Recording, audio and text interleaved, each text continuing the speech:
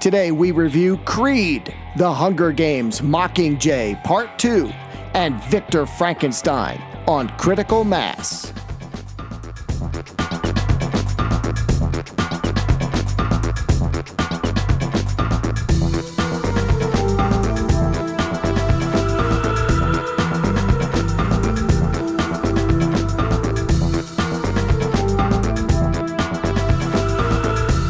Hello and welcome back to Critical Mass. It's great to be here. It's been a while. That was my fault. Kind of had some problems with some studio stuff. I moved, and finally I went, I got a basement. And it's like the coolest basement ever. It'll be fine. I'll be sleeping over there. Yeah. You ain't sleeping here. Anyway, we do have some movies to talk about. Yeah. We missed a whole bunch. For like a year. Almost. But we didn't miss much. But we have some stuff to talk about. A lot of people have been talking about these movies. Big Thanksgiving weekend. Yeah, it's true. We got Creed. Yeah. We're going to talk about. Indeed. Sylvester Stallone, old Sly. Yeah, we got Mockingjay Part 2, right? Part 2. Okay. And finally, Victor Frankenstein. Oh, yay. Well, I miss the cynicism. no need to talk about that one, I guess. Basically. Tell you what, let's get to Creed then. Yeah, absolutely. Sylvester Stallone and obviously Michael B. Jordan trying to make up for the Fantastic Four, I think, and some other things. But anyway, spoiler alert, Michael B. Jordan is Creed's son, illegitimate son. Indeed, yeah. And he wants to fight. He wants to fight on his own terms, and he knows about Sly.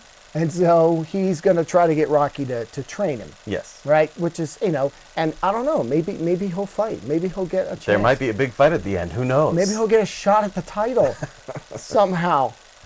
Tell you what, let's tell you a clip from Creed. This is when basically, oh my gosh, what's his name? Michael B. Jordan? Yeah. Adonis? Adonis, of Yes. course, because of Apollo. This is when Adonis is talking to old Rocky about possibly training him. No, I don't really know what I'm doing here because I got other plans in my life and this wasn't part of it. Your father was special. To tell you the truth, I don't know if he's special. Only you're going to know that when the time is right. And it ain't going to come overnight. You're going to take a beat, you're going to take this, you're going to get knocked down, you're going to get up, and you're going to see if you got the right thing. But you got to work hard. I swear to God, if you're not going to do it, I'm out. Like every punch I ever thrown has been on my own. Nobody showed me how to do this. I'm ready.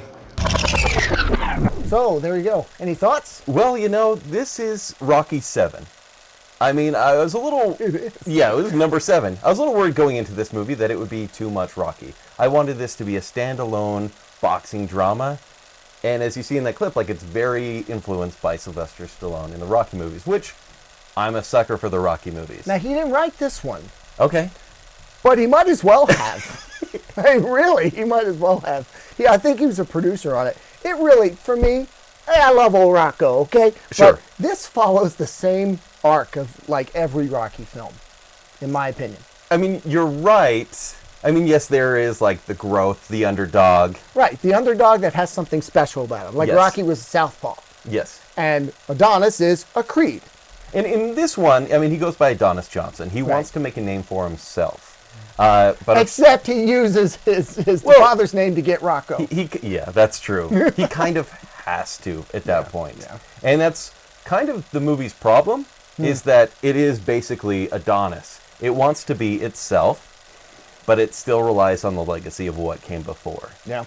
And there's a line there that I think it just tramples over way too much. I was watching it going, wow, who knew that Sylvester Stallone would be kind of the secret weapon of this film? He was fun to watch, I thought. He was. As an old, crusty, old, beaten up Rocky, doling out tidbits of wisdom and being a little confused about modern day, It was, I enjoyed watching him again. Yeah, same.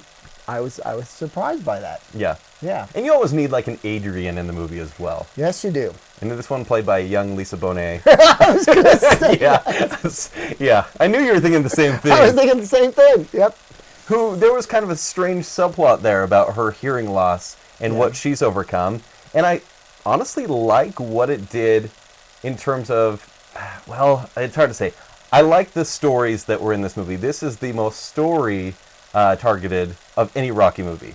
The only thing I didn't like about that was I felt like there were a whole, if you could say the second act, so to speak, a whole bunch of story, a whole bunch of exposition. Yeah. Rocky has his own things he's dealing with. Lisa Bonet Jr. has the stuff she's dealing with. Creed has stuff he's dealing with. And they all kind of accumulate in the middle. And it's really exposition heavy. And I was like, man, just get to the montage. Get to the training. Right? You know that's what we're here for. Exactly. Train in Russia.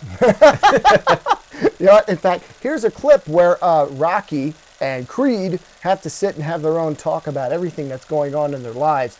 Rocky is not sure he wants to train Creed. Creed's not sure he wants to fight. And in the end, they got to have the come to Jesus moment and hash it out. I mean, what I look like? Letting you train me while you sit around and die.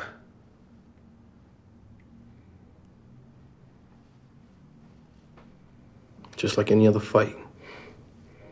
This fight, I've seen it before. It gets as bad as it can get. And most of the time, you don't win it. You know, but I don't care. I ain't training if you don't get the treatment. So if I fight, you fight. This movie, it kind of had a strange effect on me because I'm such a sucker for the old Rocky movies that I went along with this one. Yeah. I felt the impatience of you, as you've mentioned, in the second act. Because, well, in the first act, it starts off, and I think director Ryan Coogler, who also did Fruitvale Station, very talented guy. With Michael B. Jordan. With Michael B. Jordan. A great breakout role for him in a way. So when Adonis is training, or at least doing his bouts, it is in Tijuana, and they're underground fights. In the beginning. Right? Yes, in the very beginning. And what he does is he follows it in one take. And I was like, oh, this is fantastic. Oh, yeah. There was a lot of that one-take Yes. tracking shot stuff, especially during the fighting. And I thought, how different from the machine gun editing It's of always the quick old cuts school. with boxing yeah. movies. But this... And it does it in actually two major fights. Yep. It's just obviously in the last fight, which we all know is the big fight with the Rocky music and everything. They didn't do that. They didn't keep up with that style, which I understand stylistically, but I wish it was there. Yeah. But it was cool. It was very cool. Yeah. And the only thing that... again, I enjoyed it too, but then he eventually is training, in Philly, and it's all old Rocky footage, going through the streets, and I expected him to go up the art museum steps and, with Well, his no, own you're statue. actually timing it. You're like, I'm okay, like, when's here he it doing the comes. run? Gonna fly now. And then it's a bunch of guys on four-wheelers and... And of course, Adrian's got to have a pep talk. Creed, Adonis, Johnson is not sure he wants to use his dad's name. So he has to get his own pep talk from Lisa Bonet Jr. And here it is. So, what are you afraid of? I'm afraid of taking on the name and losing. They'll call me a fraud. Fake Creed. What you think about what's true? You love to fight, right? Yeah, it makes you happy, right? Yeah. Yeah, and you are Apollo Creed's son, right? Yes. So then use the name. It's yours. So yeah, that's why I meant when I said, the Rocky arc. Yeah. It's this thing of the underdog crazily gets a shot at the title. No real way he There's ever no way. should. Yeah. And of course he has this girlfriend, that he meets along the way and sticks with him through the training and all that. And when he has his doubts, she's the one that talks him into being the fighter he is. I'm like, I have seen this movie before. But is there anything wrong with that? I mean, No. this is comfort food. It's fun. Yeah. Yeah. And I think fun is really all you can say. I've actually heard Oscar talk about this movie, and I kind of sit back and go, whoa, whoa, whoa. Wow. I think everyone just needs a really good drama from this director. Rocky got his Oscar. Yeah. This is Rocky 7. I don't know if a sequel like this should really get that kind of talk. That said, I was mostly into it. Tired, bored for a little bit. In the middle. Definitely in the middle. Yeah. It just lagged like crazy. Beginning and ending, great. And I don't want to give away the ending, but I also thought the ending was very similar to some Rocky films. I mean, I was watching going, okay, that's Rocky 1. Oh, that's Rocky 2. Gosh, that's even Rocky 4, if you remember what I'm talking about at the end. I'm like, okay, he didn't write this, but somebody loves their Rocky and went, Rocky 7. I do think it would be a stronger movie had it had. I mean, Sylvester Stallone's great to watch, Yes. but was it its own movie? I think it would be stronger. And now I just see a sequel or many sequels coming out this, and then just being more of what we've seen. Creeder. Even more Creed. Creed harder. Creed harder. So if you had to give it a letter grade, what would you give it? I give it a strong B+. Oh, yeah. Yeah. How about it? I'm in the B range. I think it's good. Yeah. Again, I felt like I'd seen it before. Yeah. But But for me, it's what I wanted. and you got it. Yeah, I in got it. spades. I mean, that, Good or they just bad. gave you Rocky upon Rocky in this Yeah. film. Yeah. All right. Well, so if you are a Rocky fan, or even like a sports fan, Yeah. a sport movie fan, those scenes are great in this. The fighting scenes are great, and they do some different things they've done before. Check this movie out. It's a worthy, if it's a sequel, which I think it is. I It's do. definitely a worthy one, and even takes up a notch here and there. I think it Some of fits the- somewhere in the middle of the Rocky series in terms of quality. Oh, there we go. Where that is, who knows? It's all just kind of, there. But, yeah. He's no Clubber Lang, but. No, not at all. All right, well, we'll be back with Victor Frankenstein and Mockingjay Part 2.